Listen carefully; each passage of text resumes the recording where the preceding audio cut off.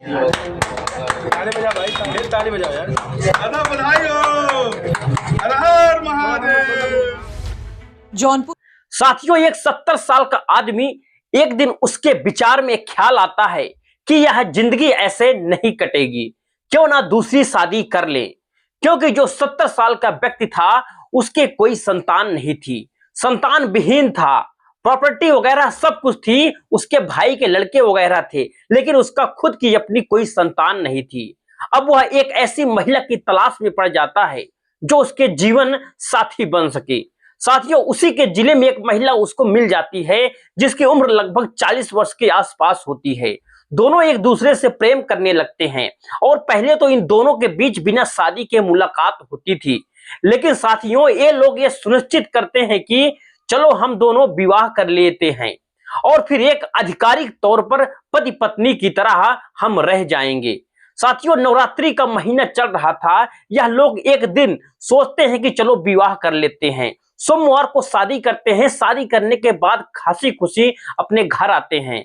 साथ ही उस महिला के 2 बच्चे होते हैं, उसके भी लेकर के आती है।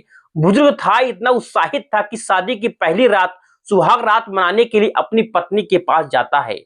साथियों, इतना उत्साहित था कि अपनी नई जीवन की शुरुआत करने के लिए कि सुहाग रात अपने पत्नी के साथ मना रहा होता है। और फिर सुहाग रात मनाते मनाते वह आदमी दोस्तों दम तोड़ देता है। सुबह जो होती है तो चारों तरफ हाहाकार मच जाता है। उसके बाद इस पूरी घटना में जो होता है, आइए जानने का प्रयास करते हैं। साथियों, यह सच्ची घटना उत्तर प्रदेश का जिला जौनपुर का है। इसी के अंदर एक गौरा बादशाह थाना क्षेत्र के खुशबुज गांव के रहने वाली एक व्यक्ति थी, नाम था संगरू। उम्र लगभग 75 साल के आसपास रही होगी। इनकी पत्नी अनारी, जिनकी उम्र लगभग 65 वर्ष के आसपास रही होगी। इनकी पत्नी अनारी देहांत हो गया था और देहांत होने के बाद कहीं ना कहीं अभी अकेली पड़ जाती है। इनके जो भाई लड़के वगैरह थे सब शहर रहते थे। अब अकेली इस अवस्था में जिंदगी बिताना इतना आसान नहीं था। खाना पीना बनाना और सारी जो चीजें थी मैनेज नहीं कर पा रहे थे। प्रॉपर्टी थी, बहुत थी, खेत बाड़ी थी और कुछ नकदी भी थी। साथियों, अब यह सोचते थे कि चलो कोई एक ऐसी महिला मिल जाए जो इसकी जीवन संगनी आखिरकार बन जाए और इसकी जिंदगी का थोड़ा सा सहयोग करे जीने में। साथियों, तलाश जारी हो जाती है, फिर इसकी तलाश जो है पूरी भी हो जाती है। इसको एक महिला मिल जाती है जिसका नाम होता है मनभावनी होता है। मूल रूप से दोस्तों जौनपुर की ही रहने वाली थी। उम्र लगभग 40 वर्ष के आसपास रही होगी। दरअसल जो मनभावनी होती है, इनके पति 7 साल पहले इस दुनिया को छोड़ करके चले गए थे। इनके एक बेटी और एक बेटा होता है, 2 संतान थी। कहीं ना कहीं इनकी जिंदगी भी इस वक्त ऐसी थी कि कोई इनको एक जीवन साथी मिल जाए, साथियों, जिससे कि बच्चों का गुजर बसर हो जाए और साथ ही साथ इसकी दोस्तों जिंदगी संवर जाए। साथियों, संगरू और मनभावरी से जो है बातचीत करते हैं। दोनों एक दूसरे के साथ विवाह करने के लिए बिल्कुल तैयार हो जाते हैं।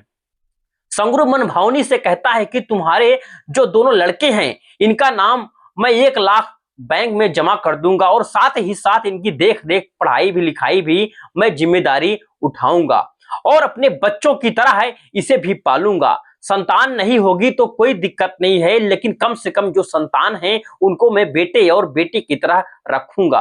साथियों, मनभावनी इस बातों पर सहमत हो जाती है और दोनों के बीच दोनों दोस्तों यहीं से प्रेम प्रसंग चालू हो जाता है कि दोनों एक दूसरे के साथ बिल्कुल दोस्तों मिलना जुलना प्रारंभ आखिरकार कर देते हैं। लेकिन साथियों, यह मिलना जुलना अभी तक आधिकारिक तौर पर बिल्कुल भी उचित नहीं था। फिर समाज में सिर्फ कलंकित करने का दोस्तों काम था। यह दोनों दोस्तों लोग सुनिश्चित करते हैं कि चलो इससे अच्छा है कि हम लोग विवाह कर लेते हैं और समाज में भी कोई उंगली नहीं उठाएगा। इसी वजह से यह लोग सोमवार को, नवरात्रि का महीना चल रहा था और इसी नवरात्रि में सोमवार के दिन रखते हैं मंदिर में शादी करने का निर्णय।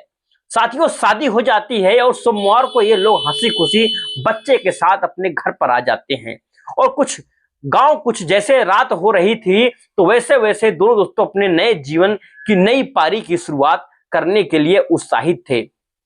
सबसे ज्यादा तो दोस्तों संगरू उत्साहित था। रात होती है और पति पत्नी दोनों साथ सोने जाते हैं। फिर एक दूसरे में बच्चे दोस्तों बाहर सो जाते हैं। और भी साथियों संगरू इस उम्र में कुछ ज्यादा ही उत्साहित हो गया था और अपनी नई शादी को लेकर के अपनी पत्नी के साथ जब संबंध बनाने जाता है तो इतना जोश में था कि दोस्तों ईश्वर जाने उसके साथ संबंध बनाता है और संबंध बनाते वक्त इसकी जान चली जाती है।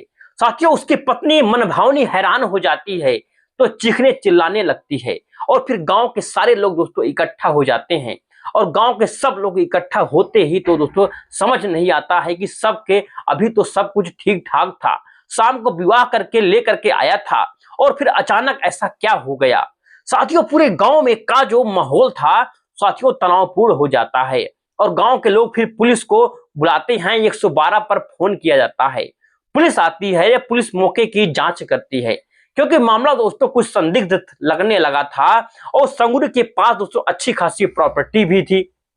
तो पुलिस इसको दो तरीके से देखने लगती है, कहीं ऐसा ना हो कि कोई ऐसी साजिश हो या जो महिला यह है कि साजिश के तहत आई हो, चलो विवाह कर लेते हैं और पति पत्नी हो जाते हैं और इसकी जो प्रॉपर्टी है शादी के बाद हमारी हो जाएगी।